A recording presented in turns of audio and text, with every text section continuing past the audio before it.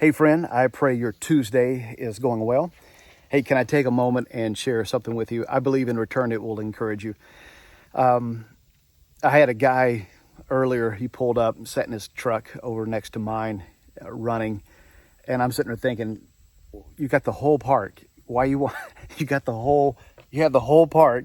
Here I am, I'm trying to study, trying to hear from God in God's creation. I want to hear birds and cicadas chirping and squirrels in the trees that sound like monkeys. That's what I'm out here to do, is to sit and hear from God. And you're going to sit there and run your truck the whole time. It seemed like an hour, but he was only about 10, 15 minutes. He come up, introduced himself, and I told him who I was. And he says, "You have a nice office." I said, "Thank you." He uses this space too sometimes. He said, he's out of town. And he began to share with me. I told him who I was. I was a pastor in Springboro. And he told me, he says, "Well, I don't believe this is coincidence." He goes, "And I'm sorry for taking your time." And I said, "No, you're not. I don't believe it's coincidence either. Share your heart with me. Bare your soul with me." And he did. There were some personal things that he's going through. And then also the concerns that you and I share, COVID and Afghanistan and politics and a world that's divided and homeless. We talked about the homeless people, and because he travels a lot and he sees all these things, and he says, I'm a man of faith, but not where I need to be.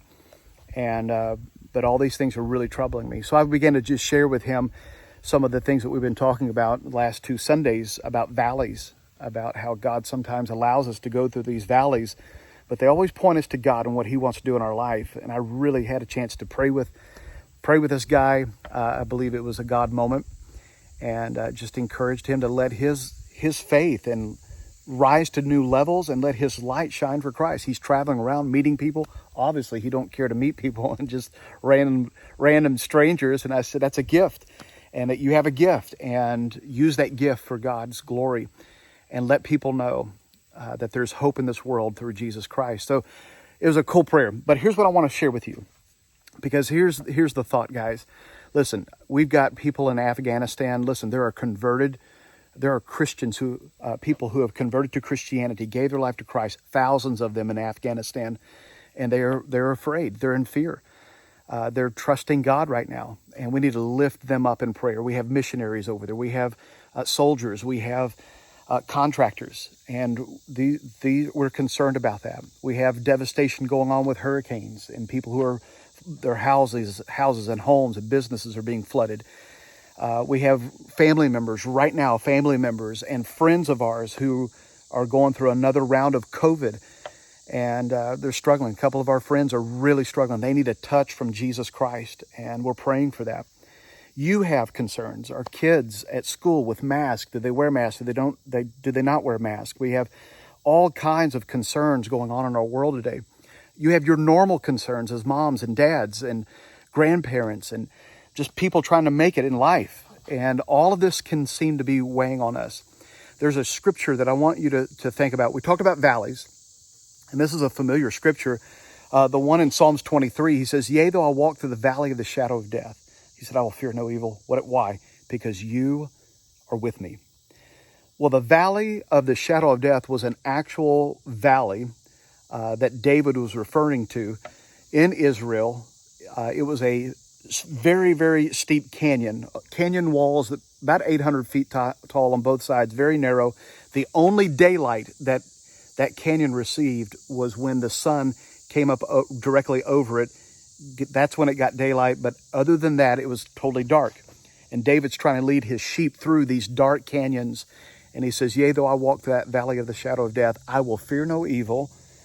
All these things that could possibly harm me, I'm not going to fear evil. Why? Because you are with me. That's the kind of God that we serve. He is the God of the valley.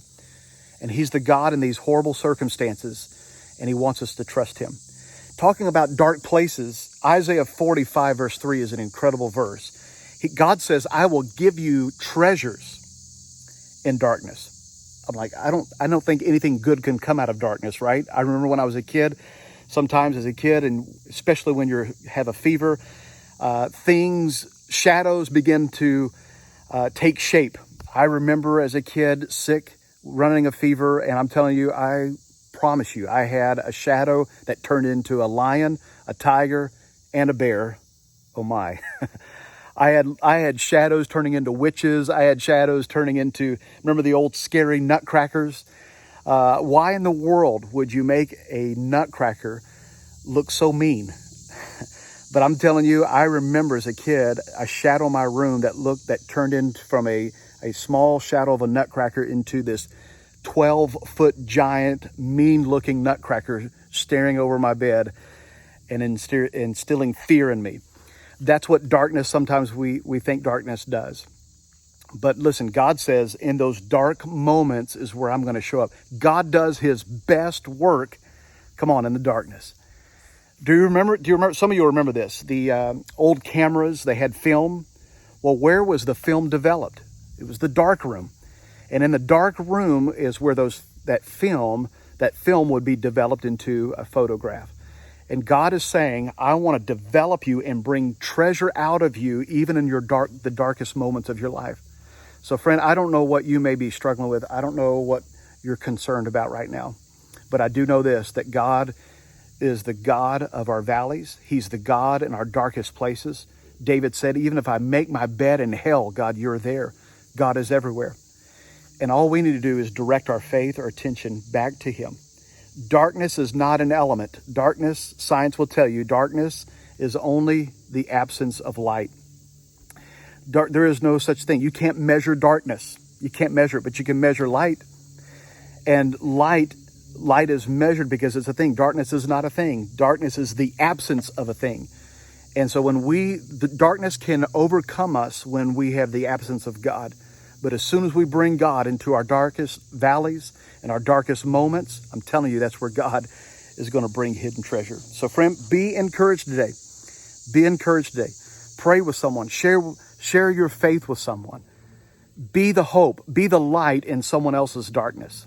And watch God be at work in your life. Make it a great day.